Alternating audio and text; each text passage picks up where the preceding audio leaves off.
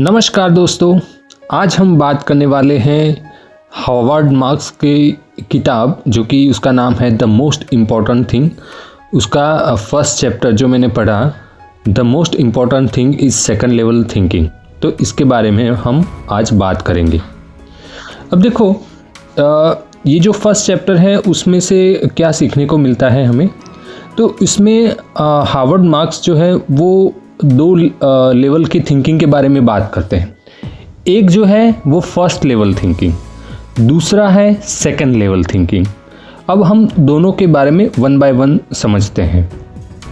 अब देखो, इसमें जो फर्स्ट लेवल थिंकिंग क्या होता है इसके बारे में हम देखते हैं। तो इसमें हार्वर्ड मार्क्स कहते हैं कि जो फर्स्ट लेवल थिंकिंग होता है वो एकदम सिंपल होता है, जो कि सरफेस लेवल होता है। ठीक है, अब कैसे समझे उसको। तो देखो, मार्केट में दो टाइप्स के इन्वेस्टर होते हैं। तो एक तो फर्स्ट लेवल थिंकिंग रखता है, दूसरा सेकंड लेवल थिंकिंग रखता है। अब ये फर्स्ट लेवल थिंकिंग वाला जो इन्वेस्टर है वो कैसे सोचता है, तो एग्जांपल की मदद से हम समझे तो देखिए कि कंपनी अच्छी है तो वो क्या कर लेगा, सीधा बाय कर लेगा। ठीक है, अब प्रॉफिट बढ़ रहा है कंपनी का तो उसको लगता है कि स्टॉक ऊपर जाएगा। फिर न्यूज़ पॉजिटिव है तो उसको लगता है कि चलो एंट्री ले लेते हैं ताकि हमें उसका फ़ायदा मिले और हम प्रॉफिट कमा पाएँ। तो ये थिंकिंग रहता है जो फर्स्ट लेवल थिंकिंग होता है उसमें। तो ये जो थिंकिंग है वो स्ट्रेट फॉरवर्ड होती है। ठीक है, सब वो मेजॉरिटी ऑफ पीपल यही सोचते हैं। तो यही उसकी एक प्रॉब्लम है, क्योंकि मार्केट में ज़्यादातर लोग ये फर्स्ट लेवल थिंकिंग के ही होते हैं, राइट। तो और जब सेम सोचते हैं सब लोग, ठीक है, तो क्या होता है, तो प्राइस ऑलरेडी ऊपर होती है क्योंकि सब लोग सोच रहे हैं, इसलिए सब ने बाई करके रखा है। ठीक है, तो प्राइस उसको रिप्रेजेंट करती है, तो प्राइस ऑलरेडी ऊपर होती है और अपॉर्चुनिटी कम होती है क्योंकि प्राइस ऑलरेडी ऊपर जा चुका है। तो अब और ऊपर जाने का कितने उसमें गुंजाइश है वो डिसीजन लेना मुश्किल होता है। तो इसलिए इसमें अपॉर्चुनिटी कम दिखती है और रिस्क भी ज़्यादा होता है, क्योंकि अगर बहुत ऊपर जा चुका है तो वो नीचे आने की भी पॉसिबिलिटी उतनी ही होती है। ठीक है, क्योंकि ये क्या है कि ज़्यादातर जो भीड़ मतलब क्या कि जो रिटेल इन्वेस्टर्स होते हैं उनके द्वारा ये चलाया गया स्टॉक होता है जनरली, कि हाइप में चला हुआ, कि न्यूज़ आई, न्यूज़ से चला हुआ स्टॉक। तो इस तरह से अगर वो चला है तो उसमें अगर कुछ भी नेगेटिव होता है तो तुरंत वो रिएक्ट करता है, राइट। तो ये होता है first level of thinking. Okay, अब हम देखते हैं कि सेकंड लेवल ऑफ थिंकिंग में हार्वर्ड मार्क्स क्या कहते हैं। तो सेकंड लेवल थिंकिंग जो होती है वो थोड़ी डीप होती है। यहाँ इन्वेस्टर कैसे सोचता है, यहाँ इन्वेस्टर सोचता है कि सब लोग क्या सोच रहे हैं, मेजॉरिटी ऑफ द पीपल क्या सोच रहे हैं, वो उसके दिमाग में चलता है। और मार्केट ऑलरेडी इस चीज़ को प्राइस में इंक्लूड कर चुकी है या नहीं, वो इसकी थिंकिंग ये होती है। क्योंकि अगर सब लोग सोच रहे हैं तो ऑलरेडी वो प्राइस में भी दिखना चाहिए, तो ऐसा हुआ है या नहीं हुआ है, तो वो देखता है। और एक्सपेक्टेशन क्या है और रियलिटी क्या हो सकती है, तो ये सेकंड लेवल ऑफ थिंकिंग होती है।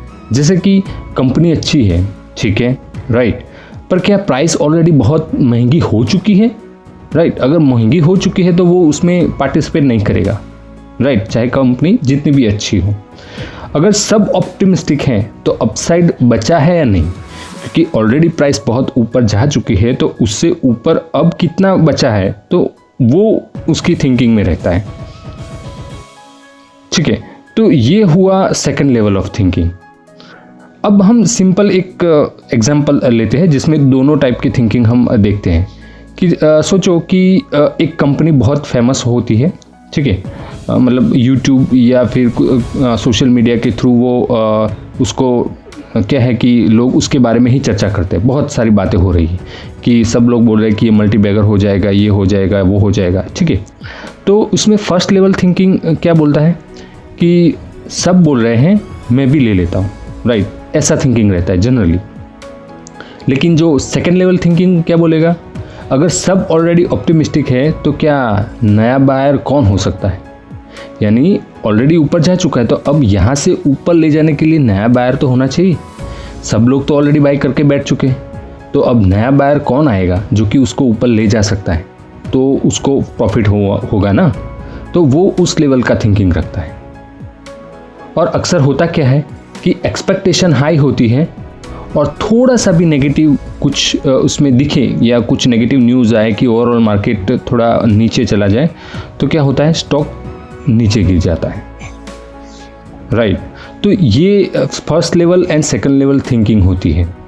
अब इसमें जो हार्वर्ड मार्क्स जो है वो एक्सपेक्टेशन वर्सेस रियलिटी के बारे में भी चर्चा करते हैं कि रिटर्न जो है, रिटर्न कंपनी के परफॉर्मेंस से नहीं, कि जो हमें स्टॉक्स मार्केट में जो रिटर्न मिलता है जो इन्वेस्टमेंट के बाद, वो क्या है कि कंपनी के परफॉर्मेंस से नहीं बल्कि एक्सपेक्टेशन और एक्चुअल रिजल्ट के डिफरेंस से आते हैं। कैसे? जैसे कि एक्सपेक्टेशन ग्रोथ है 30%, कि मार्केट सोच रहा है कि 30% उसमें ग्रोथ रहेगा, लेकिन अगर एक्चुअल जब उसका रिजल्ट आता है, जो क्वार्टरली रिजल्ट और एनुअल रिजल्ट आते हैं, तो उसमें वो 20% ग्रोथ दिखाता है। तो फिर क्या होगा, एक्सपेक्टेशन थी 30%, अब हुआ एक्चुअल में वो 20% ही ग्रो किया है, तो क्या होगा, स्टॉक नीचे गिर जाएगा क्योंकि ये नेगेटिव है उसके लिए, ठीक है। तो इसलिए अच्छी कंपनी होने से ज़्यादा इम्पोर्टेंट है कि अच्छी कंपनी प्लस रीजनेबल प्राइस होना चाहिए, ओके। तो ये हार्वर्ड मार्क्स इस बुक के फर्स्ट चैप्टर के द्वारा हमें बताते हैं कि कंपनी अच्छी होना ज़रूरी नहीं है, कंपनी अच्छी है लेकिन उसको हम रीजनेबल प्राइस में जब बाय करेंगे तब हमें अच्छा प्रॉफिट मिल सकता है, ठीक है। तो ये था चैप्टर 1 जिससे हमने ये सीखा, राइट। तो उसमें लर्निंग ये होती है कि मार्केट में सक्सेस राइट होने से नहीं लेकिन डिफरेंट सोचने से आती है। जो चीज़ ऑब्वियस होती है वो प्रॉफिट नहीं देती, जो चीज़ थोड़ी अनकंफर्टेबल लगती है वो ही हमें अपॉर्चुनिटी देती है। क्योंकि क्या होता है कि जनरली कोई अच्छा स्टॉक है, कुछ ऐसी न्यूज़ आई तो बहुत गिर जाता है, ठीक है। लोग सोचते हैं कि अब इसमें क्या होगा पता नहीं, मतलब वो अनकंफर्टेबल लगता है जब बाय करने में, तब वो जो सेकंड लेवल थिंकर्स होते हैं वो तब उसमें एंट्री लेते हैं कि उनके रडार में वो स्टॉक आ जाता है, ठीक है। तो इस टाइप का थिंकिंग उनका रहता है, तब जाके वो अच्छी वेल्थ बना पाते हैं इन्वेस्टिंग, राइट। और जो रिटेल इन्वेस्टर क्या करता है कि उसमें से वो अगर उनके पास है तो वो सेल करके भाग जाता है क्योंकि न्यूज़ ख़राब है, उसका इम्पैक्ट क्या होगा वो उनको पता ही नहीं है, ठीक है। रिटेलर इन्वेस्टर को वो पता ही नहीं है, जनरल मेजॉरिटी ऑफ पीपल को, कि क्या इस न्यूज़ का उस स्टॉक के ऊपर क्या इम्पैक्ट होगा इन अ लॉन्ग रन, क्या होगा वो उनको पता ही नहीं, इसलिए वो डिसीजन लेते नहीं, वो शॉर्ट टर्म डिसीजन लेके वो क्या करते हैं, एग्जिट लेके निकल जाते हैं। तो ये फ़र्क होता है first level and second level thinking में। तो इस बुक के द्वारा हमें ये सीखने को मिलता है, ठीक है। तो आई होप कि वीडियो आपको अच्छा लगा होगा, ठीक है। तो अगर ऐसे वीडियो अगर आपको चाहिए तो लाइक एंड शेयर ज़रूर कीजिएगा और कमेंट में लिखिएगा, ठीक है। तो मिलते हैं अगले वीडियो में, तब तक के लिए बाय बाय।